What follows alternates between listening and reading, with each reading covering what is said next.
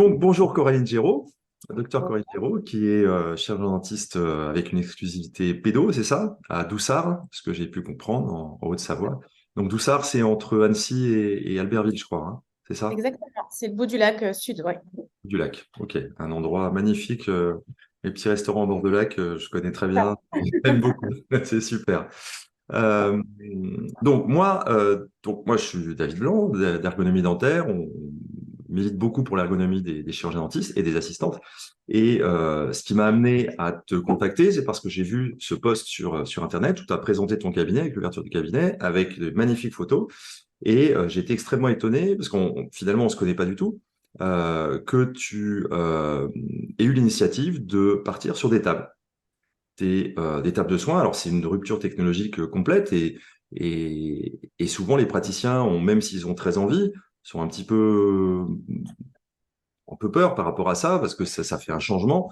Donc déjà, ce que je voulais savoir, c'est qu'est-ce qui t'a amené à ça, alors que tu n'as pas du tout suivi nos formations. Tu as peut-être entendu parler des choses, je sais que tu as peut-être lu des articles, vu des vidéos, entendu parler de cette tendance qui est en train d'arriver, de plus en plus de tables de soins pour remplacer les fauteuils. Et donc, je voulais avoir ton expérience par rapport à ça. Moi, ça a commencé, comme je suis pédo depuis quelques années maintenant, pour moi, c'était un enfer, ces fauteuils qui se basculent en arrière. Déjà, la bascule arrière, c'était très angoissant pour beaucoup de mes petits patients.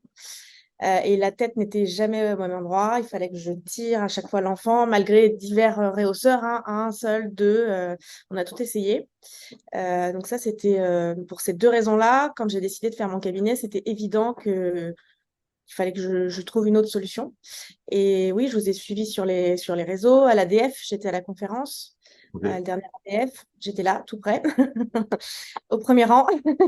Euh, donc, je l'avais déjà en tête. Et puis, moi, ça m'a pas inquiété en fait. Ça m'a pas fait peur du tout. Je me suis pas posé mille questions. Ça me paraissait assez simple, finalement, assez logique, que la tête soit toujours au même endroit.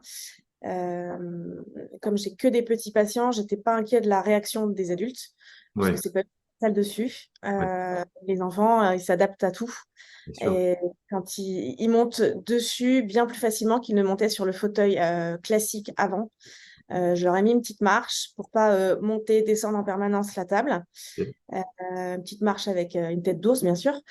Et, et ils montent dessus sans aucun problème. Même les tout petits de 2 ans, ça paraît assez évident pour eux. Voilà. Alors, j'en ai qui m'ont fait beaucoup rire parce qu'ils ont mis la tête dans le trou en version fais-moi un massage. Ça m'a fait beaucoup rire. Mais globalement, J'ai connu ça quand voilà. j'étais thérapeute et que je disais aux patients, mettez-vous sur le ventre, ils me montraient leur ventre. Quand je disais, mettez-vous sur le dos, ils me montraient leur dos. Donc, il n'y a plus de soucis, mais bon.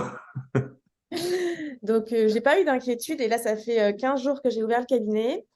Et j'ai que des bons retours. Alors, les parents, je leur fais visiter, en fait. Ils sont pas là pendant les soins, mais je leur fais visiter. Et j'ai pas eu de questionnement particulier, à part que c'est beau. Voilà.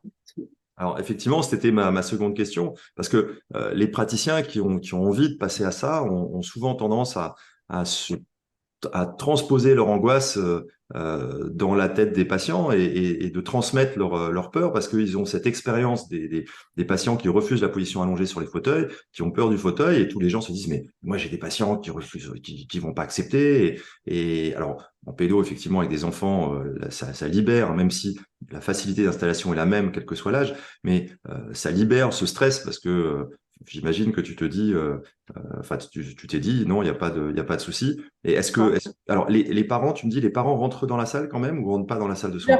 Je leur fais visiter, mais ils sont pas là pendant les soins. Mais je leur montre où va être leur enfant pendant que je soigne leur enfant. Ok. Voilà. Et Et- ils n'ont eu aucun souci, t'as aucune Non. réflexion. Il y a des La gens seule qui sont question marqués. que j'ai eue, c'est d'une assistante parce que je suis en train de recruter encore une personne. Et quand je fais visiter aux assistantes, il y en a qui me disent, ah, les patients, ils sont allongés. J'ai eu des réflexions d'assistantes uniquement.